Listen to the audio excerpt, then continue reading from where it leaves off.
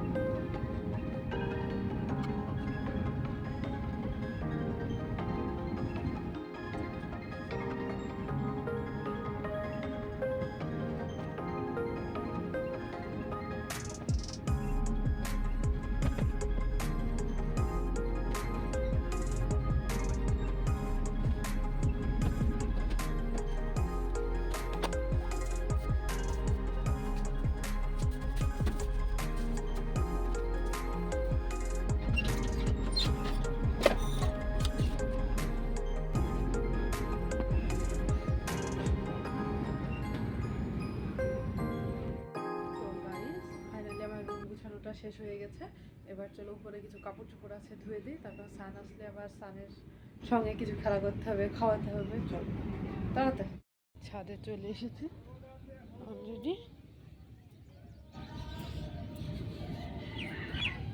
জামা কাপড়গুলো আমি এখানে ধুয়ে দেবো, তো আমি ধুয়ে দিই। সান এখনো স্কুল থেকে আসেনি, তারপরে তোমাদের সঙ্গে কথা।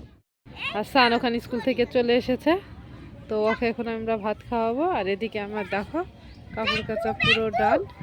আজকে ব্যাটু কি বুঝতে পারলাম না, বেড়ালা কি আবল তাবল ভাষা বলে গো, আমি বুঝতে পারি না। কেন হাঁপ নিছিল কেন? তুমি হাঁপি গেছো স্কুল থেকে আস্তে আস্তে? ওদের বাড়িতে হাঁপ নিছিল তাই বলছো। আর তোমাকে খেতে হবে না আজকে? এই যে খেতে হবে না, চলো খেয়ে নাও। হাই গাইস, আসসালামু আলাইকুম। সান মম ডিউটিতে তোমাদের সকলকে ওয়েলকাম।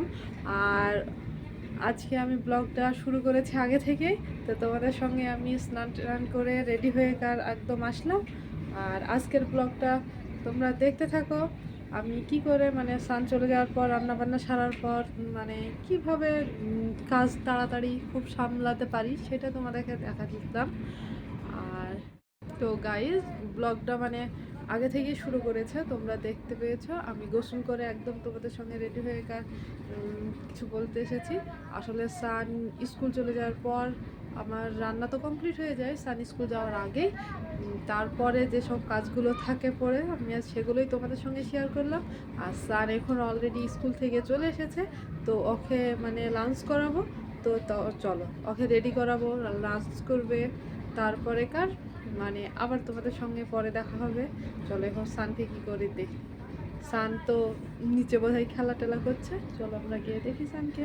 আর প্লিজ প্লিজ আমার ব্লগটা যদি ভালো লাগে তোমাদের তাহলে সাবস্ক্রাইব করো।